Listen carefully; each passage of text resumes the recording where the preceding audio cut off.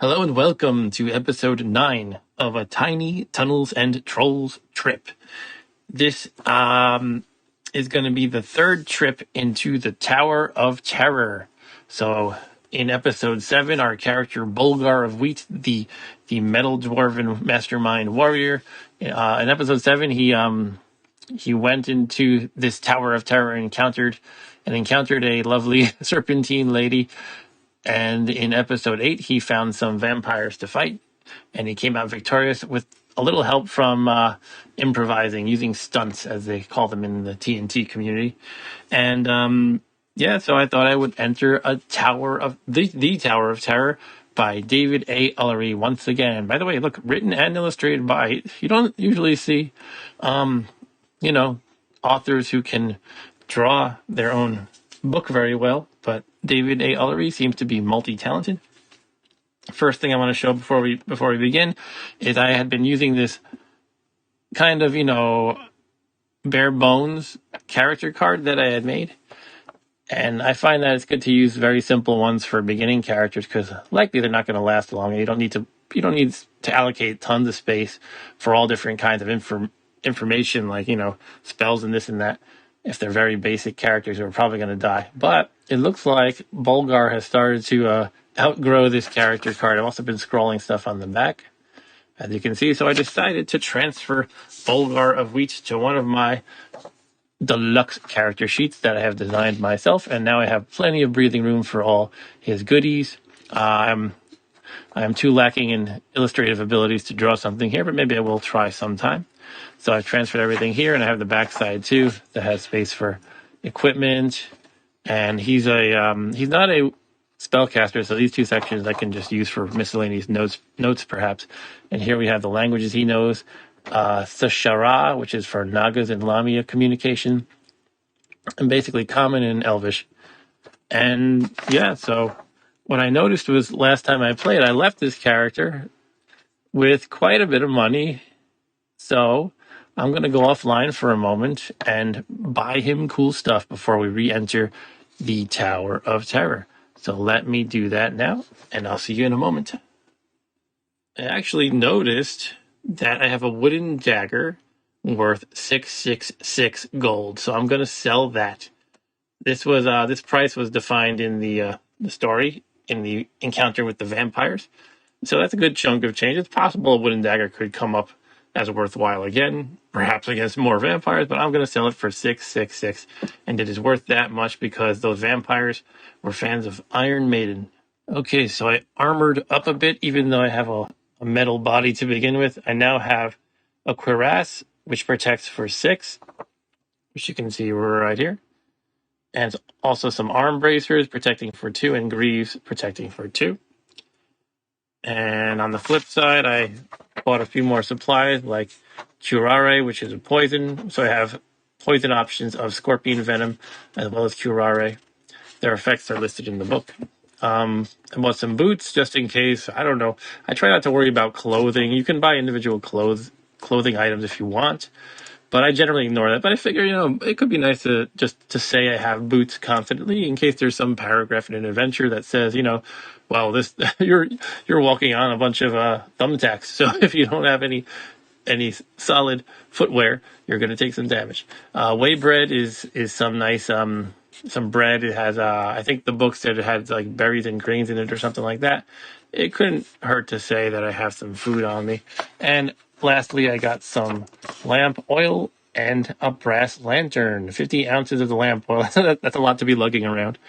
And the brass lantern is fueled by the lamp oil. 10 ounces lasts for 50 turns.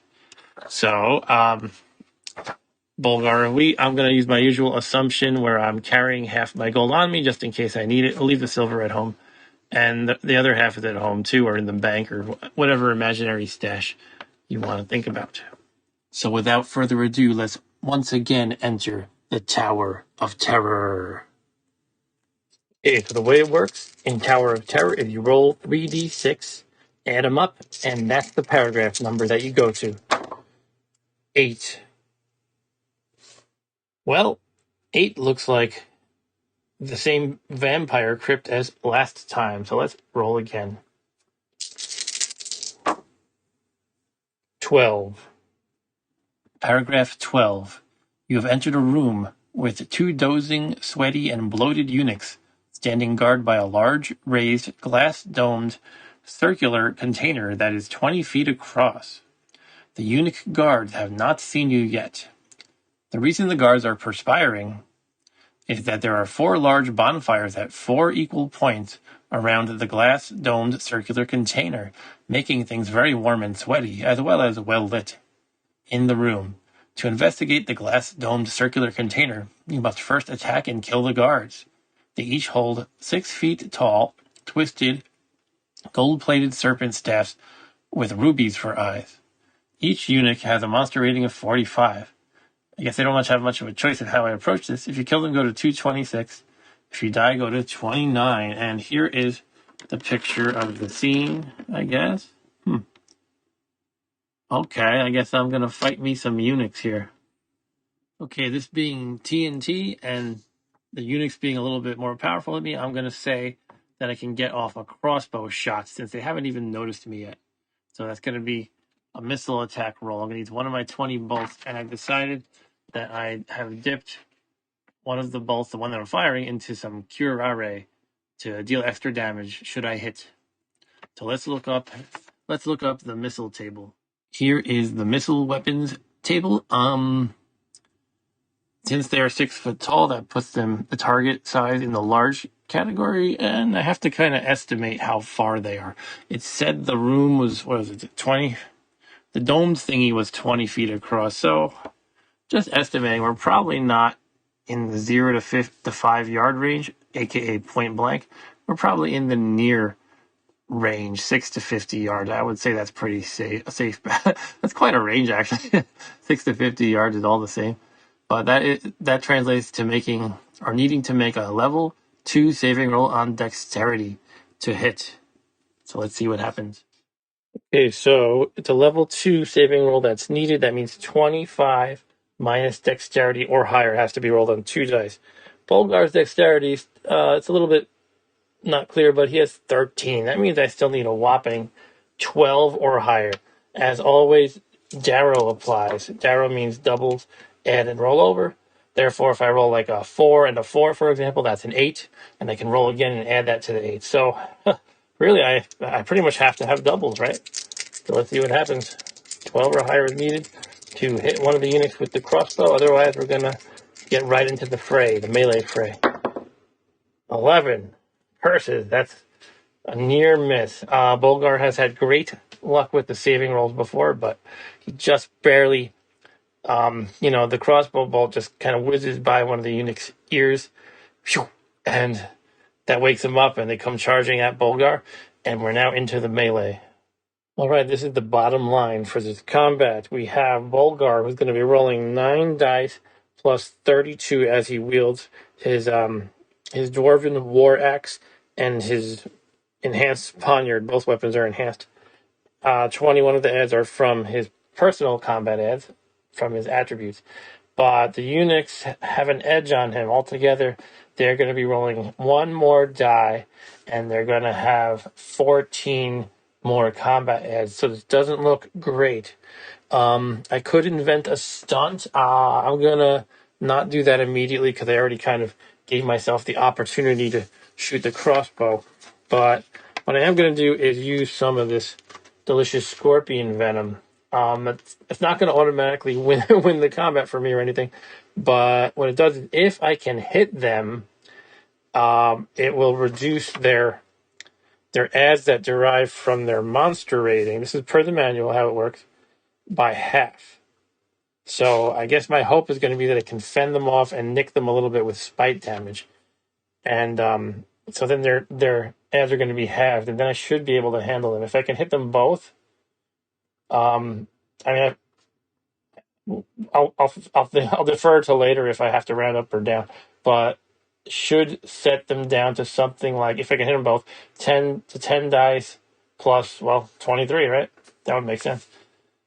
And at that point, I would just have the edge on them, and maybe I can actually win this battle. And I am very well armored, so what I think is going to happen is going to be a few or several rounds of kind of stalemating, except a little bit of spite damage getting through. And well, I guess I'll probably get a spite as soon as I get one spite, and I can say the scorpion venom takes effect, and then hopefully at that point I can take the advantage. All right, so I've got piles of dice at the ready. I took a quick look in the deluxe TNT manual, and I confirmed that all you need is a spite damage for the poison or toxin to take effect. Another thing I confirmed is that spite damage does count as damage inflicted for the purpose of poison and toxins. So that's in my favor. That works in my favor. And what was the last thing I looked up? It has their adds rounded down. Furthermore, it can happen repeatedly. So if I hit Eunuch 1, his adds will be, one time his adds will be reduced to 11, and then a second time they will be reduced to I can't math. I guess they're going to be reduced to 5 because having 11 and rounding down. So this should be doable. It's just a matter of, can my 19 Constitution hold up from all the spite damage that's going to be inflicted? In my opinion, that's going to be the worst thing I'm going to have to deal with. It's what I have to fear the most, because otherwise I feel like I have more than sufficient armor to protect me. I have, if you add all this up, I mean, I don't know if I can realistically put armor on top of my metal body. Yeah, why not? Let's go with it. So I have 20 from these first 3, and then another 4. So 24. And also optionally, as a warrior, I have the ability to double the effect of armor. If you look at this parenthetical note I wrote on my personalized character sheet, I like to have all these little notes for rules that are hard to remember but are important. I can double the hits taken by damage, but I have to check if the armor itself gets damaged by rolling a saving roll. And as I am reading that little note, I just reminded myself that I have a bonus I almost forgot. I have a history of doing this, but I remembered this time that warriors, I am a warrior, have 1 extra die per level per weapon. That's the way it's written in the manual. What I've found is general consensus in the community is that it shouldn't be per level, per weapon, but rather your whole die roll. Otherwise, it just makes dual wielding even more crazy powerful than it is. But what that means is, because Bolgar is level 3, I'm going to add 3 to the dice rolled. So instead of 9 dice, he's at 12 dice. This makes me feel a lot better about the situation, especially with the scorpion venom at the ready. So let's just, I guess it doesn't matter which weapon he puts it on. We can say he puts it all over his axe. And now we have 2 doses of spider venom. These poisons and toxins and stuff and venoms are really valuable, by the way. You should not neglect to get some of these. And they can make all the difference. Especially if you don't have like other things to use, like spells and magic items. So definitely don't neglect poisons in your game. Anyway, so I feel a lot better now.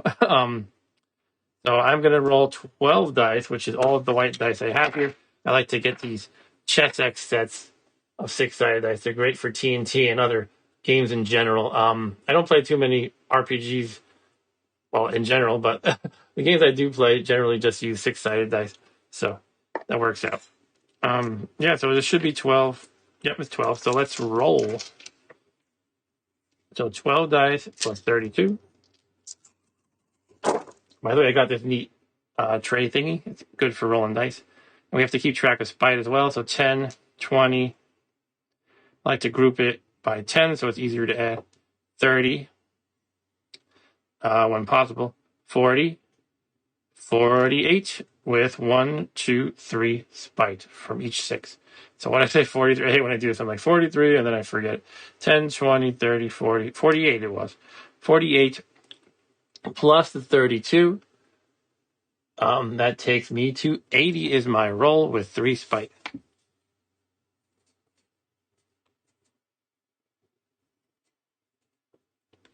And now it is time for the eunuchs to do their eunuchy things to me.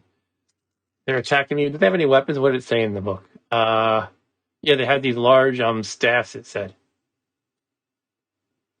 Oh, okay. before I assumed that it was saying they were 6 feet tall. It's their staffs are 6 feet tall. It doesn't make a difference, really. I'm going to assume that this is for the purpose of the missile attack. They were about human size, fine. But anyway, yeah, let's do it. Okay, so they roll 10, 20, 30. So 10, 20, 30, and another 12 is 42, plus their adds of 46, which is an 88. And they have 2 spies. So they beat me this round, as you can see. They beat me by difference of 8, which my armor soaks up. As I said before, I have a great amount of armor.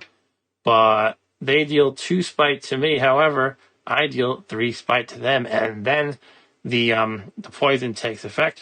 So let's do that. One thing that's never super clear is how you're supposed to divide up the hits in a solo game. It says in the manual that Defender gets to choose, right? So most of the things in the manual are assuming you're playing a GM game, right? So there's a person or the player or the GM controlling these guys. So basically the way I see it is I have to do what would be smart for them, because it says the defender gets to decide how to divvy up the damage. So I would assume they would put it all on one guy, because my poison affecting both of them is going to be too devastating. So as much as I'd like to apply it to both, I'm going to say that they would probably just put it all on one guy. Therefore, I do 3 damage to, let's say, Eunuch 1, who now has 42 MR. And that brings his natural adds, by the way, down to half of 42, which is now 21. But now the poison, before I write 21, let's say the poison is going to now, or the scorpion venom takes him down to 10, because that is half round down of 21. And they unfortunately dish 2 spite damage to me, so my constitution is at 17. I don't know if you can see this too well, but I'm at 17. That's round 1. Sure it was good. Let's roll for round 2. I think I still have poison on the weapons. I don't think I have to keep adding doses. So hopefully I'm not cheating there. I'll check it another time. But you can see that I have a good edge on them now, because now they are at 10 dice plus 33, and I'm at 12 dice plus 32. That gives me an advantage even with the raw numbers. And hopefully I should inflict some more damage on them to have the adds of Eunuch 1 once again. So here's my roll. It doesn't look great off. It might be okay. Sometimes the initial, you see a bunch of ones in a continuous blob. It kind of makes you think, oh no, I rolled terrible. But anyway, I got a 10, 20. There's quite a few ones, unfortunately. 30, 34. That's not the greatest. Let's just verify. 10, 20, 34, and 2 spite. So 34 plus 32 add is 66. I'm always checking my math now, especially since one time or a few times Ken St. Andre pointed out errors I made in math. I was like, I don't want Ken to catch me failing in math again. That's embarrassing. But yeah, it's 66 should be right. But the 2 spite was really important, so I can knock down some more of those adds. By the way, there's some people who say that TNT, like you don't make any decisions in combat because you just roll a bunch of dice. I mean, you do have to like rolling a lot of dice and adding the numbers, but you can, what you make it, right? You can make up these stunts, saving rolls. You can use poisons. You can use magic items. You can potentially go berserk. You can make up your own rules even. Like, I was thinking of possibly making a rule that's like berserk. So the way berserk works is that you can, without getting too deep into it, eventually your strength drains with each combat round because you're going berserk, but you get to re-roll all duplicate dice. So if you roll like, that, then you can take all the 6s and add them and re-roll. The downside is you lose your personal add, which I'm not a fond of that rule. Because I feel like berserk should be like all your primal power comes out, and I feel like wiping out your adds is like wiping out your primal power, sort of. But I get that if you were letting your dice explode and figuring in the adds, it would probably be too powerful. Anyway, I'm kind of rambling, but I was saying you can always make up your own combat stances or different ways to attack and things like that if you don't like the combat system. But anyway, let's get into the roll of the eunuchs. Again, we have 10 dice, and we're adding this time 33. Okay, it looks like a pretty good roll. They got 10, 20, 30, and a 38, plus their adds of 33 is 71 with 2 spite. So they did beat me this combat round as well, and that's 2 spite. However, once again, the difference is soaked up by my armor, and so it's a matter of the spite. Who will win the battle of the spites? And so I take 2 damage from their spite, and they take 2 from mine. And once again, I think I would have to assume that they would probably put it all on one guy. But what that means is he does lose another half of his ad. That's mentioned in the rules. The way the scorpion venom works is he would now get reduced to, well, first I have to deduct the damage, right? He takes 2. And now his natural ads would be half of 40, which is 20. But they're halved. How does that work, actually? I'm trying to think. Do I recompute? I guess I would say it's halved twice, so 40. Yeah, so his ads would be 20 before poison, and then there's 2 levels of poison that have it twice. I don't know if my logic makes sense, but I think it does. So basically, he'd be down to 5 ads. So we're going to go with that. Sometimes, TNT is another thing. The rules aren't written to meticulously cover every case and make reading the rules a gigantic slog like your math homework. They usually just leave some details like that to common sense, or just make up your own rulings, and I'm usually okay with that. So I am down to 15 con. Eunuch 1 is down to I'm trying to remember that. Yeah, I did subtract the spite. He took 5 damage among the 2 combat rounds, and I think this should give me a solid edge. So let's roll for round 3. Round 3. Bolgar. By the way, the B means Bolgar, and ES means the eunuch's E's. The E's versus the B. So here comes Bolgar. Hopefully, he'll roll a little better this time. Shaking vigorously and energetically puts more power into the dice, and you roll better. That's 10, 20, 30, 40, 41. That's better than last time. And 1 spite. Good to keep getting that spite in. So 10, 20, 30, 41, and 1 spite. 41 plus the adds of 32 becomes 73 and the 1 spite. So that's not bad. Better than round 2, not as good as round 1. But getting that spite in repeatedly is going to be extremely helpful here. And now let's roll for the eunuchs. I keep thinking of in Red Dwarf when Arnold Rimmer remembered that he was Alexander the Great chief eunuch in a past life. Okay. So they got only 1 spite. That's good. I don't want to take too much spite here. But the total is going to be 10, 20, 30, 32. Not too bad. 32 plus their new add of 28. I'm sorry, I'm so bad at math once the camera's on. 32. Yeah, that's 60. Why am I having such a brain fart here? 32. It's late. That's my excuse. I worked hard today. But yeah, it's 60. And so they rolled 60 with 1 spite. And this is good because this time I did a damage of 13. So we can take it off. And again, if anybody, especially if you comment, if you're watching this, Ken, and you want to comment, am I doing this right? I think this makes sense. This makes sense to do because it did say in the manual that defender chooses how to divide up damage, and it would make sense for them to not spread it evenly, as the poison would really weaken Eunuch 2 really fast, as well as Eunuch 1. Anyway, so what did I say? Yeah, so I'm going to deduct actually 14 damage to them because of their spite, and I'll put it all on this guy here, Eunuch 1, because again, that's what I think they would want to do. But that's another level of poison. I guess I should start keeping track of the levels of poison. Venom. This is the third hit of that. So that means we take half of this for their ads, and then we're going to divide that in half 3 times, rounding down. The game is pretty crunchy if you think about it.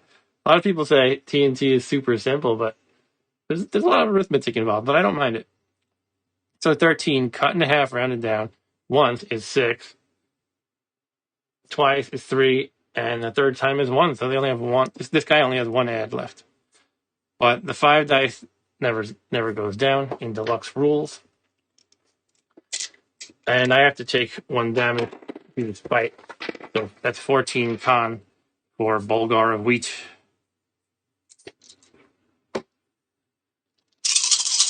Round 4. Fight. Okay, let me just take a little note here. Round 4. Bolgar and the E's. All right, not a great... Oh, I think I just nudged one. I think it was that. Well, I'll go with that. I'm not trying to cheat here. I might have accidentally cheated a little bit. All right, so 10, 20,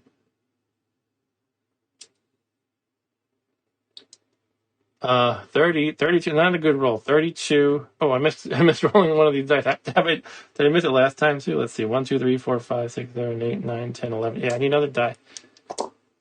I just freaking knocked it. I think this was a 1 because I had them bunched into 10s. Anyway, it's an extra 6 though, so that's good. So that should be 10, 20, 30, 38 with 2 spite. 38 is added to 32, and you get 70. So 70 and 2 spite.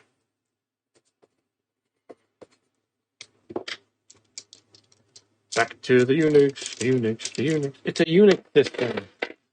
A eunuch system. All right, so they're down to 10 dice plus 24. 10 dice confirmed. Hey, look at that. No spite. That is awesome. No spite. That's what I need like every time. 10. 20. 24, 25, 26, 27, 28. That's not a good roll at all, is it? 28 plus their adds of 24. And again, I'm being slow with the math today. So that's 52 and 0 spite. Nice. So that means the difference is 18, and I do a two extra because of spite, knocking this guy here, Eunuch 1, down to a mere 6 MR, and it's safe to say that his adds with all of the venom kicking in are 0. Let's keep rolling. Hopefully I can finish him off, and then it should be much easier. Much easier. With him finished off, with Eunuch 1 finished off, that's 5 fewer dice altogether, which will make a huge difference. Oh, this time I rolled no spite. How do I know? How does that happen on so many dice? Okay. 10.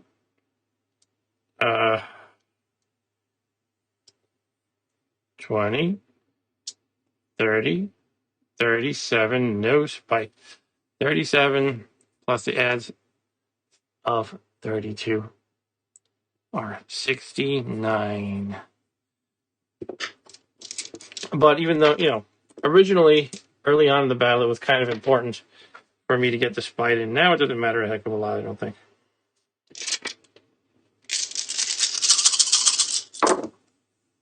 But they got a few spite on me, which is not good. 10. 20. 30. 38. Plus their adds of 23. 38. 41. 61 is what they get all together. I only beat them by 8, unfortunately. But it is enough to kill Eunuch 1 because he only has 6 MR left. And they did get 3 spite. So we kill off Eunuch 1. Yeah, I actually overkilled him, meaning I have extra damage to deal. So Eunuch 2 takes 2 as well. And that means he gets his ads halved. So first let's update his new ads, which would be 20, half of 43 round. The round up or down, I forget. I think I usually go with rounding up for the ads. So he would have 22, but then that gets halved to 11 from the poison. So now I think it's smooth sailing from here, and I should probably win in like 2 rounds. But I do have to take my 3 spike damage. And if this is the entire encounter in the Tower of Terror, then I think I'll be fine. But if there's more to go, being this beat up could be a problem. Clunk. All right, lots of spite. I feel very spiteful towards this unit. Did I just knock that? I don't know. I'm going to leave it as it is. 10, 20, 30, and exactly 40 with 3 spite. So 72. This is a good roll. And 3 spite. Now the lone eunuch. But he's fighting to the death. He's not surrendering. Not running away. It's 5 dice plus 11. I actually might kill him in one shot. No spite. That's great. And it's a low roll. So he got, it looks like exactly a 10. Exactly a 10. Plus his adds of 11 are a mere 21. And yeah, that does it. That is a damage of a difference of 51. So he is done. The eunuch is done. All right. So yeah, and long story short, to recap, I fired a crossbow, missed, and I wasted a dose of curare. But thanks to my friend the Scorpion Venom, I was able to beat them without making up any fancy saving roll stunts. So that is the combat. Referring back to the book, we can see it says if you kill them, go to 226. 226, and we see a smaller version of the same artwork as before. You may keep the gold-plated serpent staffs as a weapon or sell them. The staffs are non-magical and worth 200 gold pieces each, and are used like quarterstaffs that take 2 hands to use and are 2+4 in combat. Yeah, I'm probably better off just selling those. They're not really better than what I have. They're worse than what I have. You then walk over to investigate the glass-domed circular container.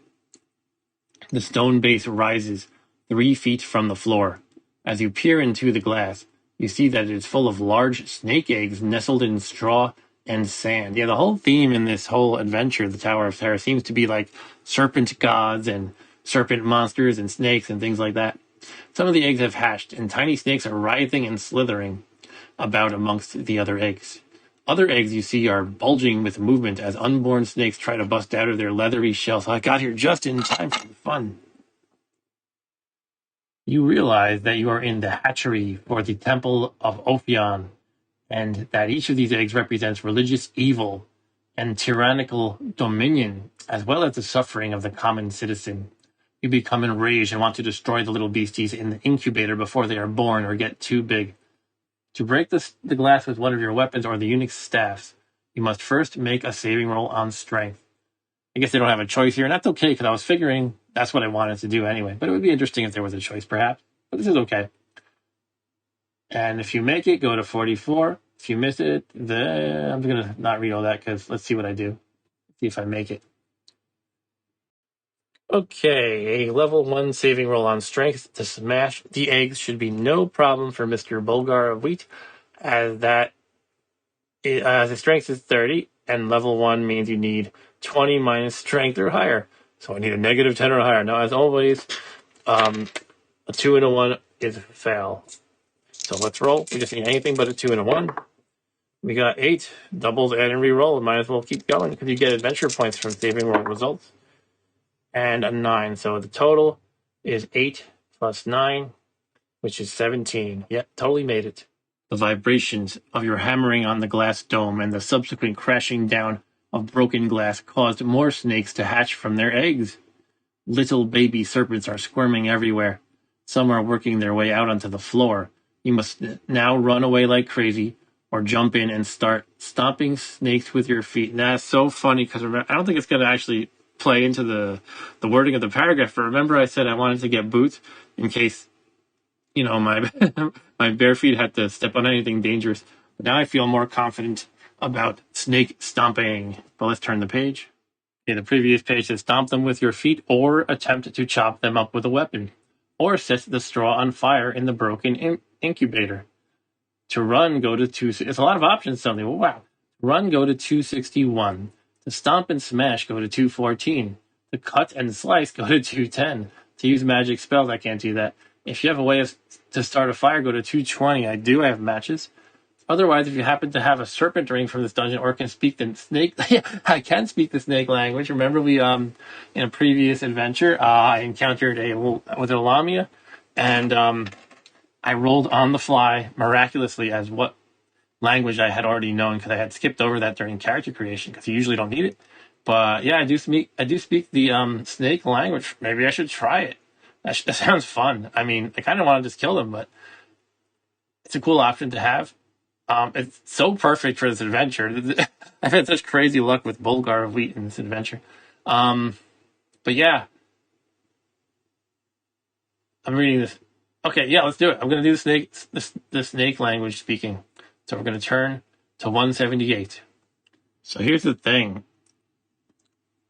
Indiana Jones might be saying, why did it have to be snakes? But I'm not facing this giant slug in this paragraph, but there is one below. And I got a thing about slugs in real life. Just, no, thank you. I can deal with snakes. I have a friend who used to have pet snakes. I'm okay with them. But freaking slugs, I don't know. I don't like looking at slugs. They just repulse me more than like anything.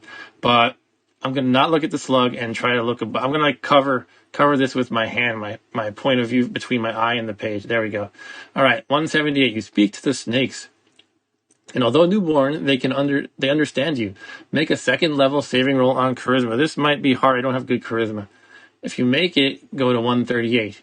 If you miss by more than 3, go to 97. If you miss by 1 to 3, you tell the newborn vipers to go feed on the dead guards. They comply, and you may leave this room after adding 1 to your charisma. That's weird. If you're on the trip of terror, go to 14. If you're on a single adventure, go to 19. Okay. So let's make the charisma saving roll. Bolgar has a 10 charisma and a level 2 saving roll on charisma. Charisma means I need to roll a 25 minus 10 or higher on 2 dice. So obviously I need doubles to make it happen and charm the snakes. Literally. And that is a critical failure. So I have totally failed it. There's no doubt about it. I failed that roll. Even if I had a zillion charisma, that would be a failure. 97. Failed to charm the snakes. Let's see what happens. The wiggly critters hesitate, undecided. You may now run from this room by making a saving roll on speed. If you miss it, go to 132. If you make it, you are now done with this room and may add 1 to your luck. And then it has the usual wrap-up sentences. It says you may now run. I guess I could. I guess I'm gonna. I guess I'm gonna run. They're gonna overwhelm me otherwise, probably. So let's make our speed saving roll. Okay, Bolgar's speed is 12. Not fantastic. And it said to make a saving roll on speed. In the intro to this book, it said if the saving roll is not specified, assume level 1. I think it's better as an author to write it out explicitly, but that's okay. I can't say he didn't tell me what it means. So I need to make 20 minus 12 on 2 dice, and that is simply an 8 or higher. Let's see what happens. Oh, I just lost a die. Okay, I'm going to reroll another die. It looks like a failure. Oh no, I'm going to get overwhelmed by a bunch of little snakes. Hopefully this does not do in Bolgar of Wiet after all the epic battles he's been involved in. Just a bunch of little snakes might take him down. But let's see what happens. If you fail, turn to 132, it says. Okay, this does not look good. This did not look good. 132, the baby snakes were a special magic crossbreed, and you were bitten several times. Make a saving roll on Constitution. That would be level 1 again. If you miss it and do not have any way to stop the poison, i.e. anti-venom, I guess, magic salve or bomb or other healing stuff. I should have seen if the manual has anything on those because I had a lot of money to spare. but it says you've died. So basically, I need to make a level 1 saving roll on con. My con has been knocked down to 11, so I need a 9 or higher to survive. But it says if you make your saving roll, then roll 1 die and take what you get below. So I guess you get a bonus if you manage to survive the bite. But let's see if I can do that. 9 or higher is harder than the 8 or higher I just failed, right? So this could be the end of Bolgar. Okay, so once again, Bolgar's current constitution is merely 11. That means a 9 or higher is needed. It all comes down to this, Bolgar. Will you survive? Let's see. 9 or higher, or all of that past stuff he's done fighting vampires and an encounter with a Lamia. It'll all be for naught. Didn't he fight an underwater sea monster at some point? I think he did. There we go, 9 or higher. Let's go. 4 with doubles. All right, now it's only become the 5 or higher because of the Darrow rule of add and re-roll. 5 or higher should be doable, but nothing can be taken for granted with these magical creations known as dice. 7, he did it. So the total was 11, and he made the roll. Okay, the text says to roll a die and take what you get below. So let's see what, it sounds like a bonus, but let's see what happens. 6, turn to 147. 147, you have venomous saliva. Okay, it looks like I have a permanent kind of mutation, which is totally TNT. There's so many adventures in which you can get like mutation. As we've seen already, Bolgar becoming a metal dwarf. Anyway, let's read the paragraph.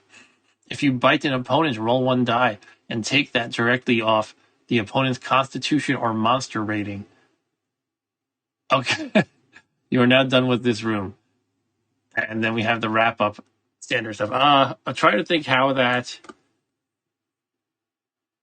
works in practice. If I'm in a normal combat, I'm not going to be biting people. Okay, I guess it's outside of combat. If I have the option to bite somebody, it would do this, or I could somehow try to incorporate it into combat. I'll try to come up with my own ruling for that, perhaps. But let me write this down, and then we'll wrap up the adventure. Congratulations, you have overcome your challenge successfully, or at least made it out alive. You get 100 experience/adventure points, and may keep anything you found or earned. Come back again soon. All right, another completed trip into the Tower of Terror. It did not mention adventure points for the eunuchs, but the standard rule is if not told otherwise, you gain adventure points equal to their monster rating. So I have added 90 for those 2 eunuchs who had 45 MR each, and 100 for completing the trip. And so now Bolgar has 354 adventure points. I think we really need to upgrade all of his attributes, but I'm going to probably spend some on maybe dexterity. That's always useful. Perhaps constitution if I can afford that. I think I can. But yeah, that's it for now. Thank you once again for joining me in another Tiny Tunnels and Trolls trip. See you next time. Take care.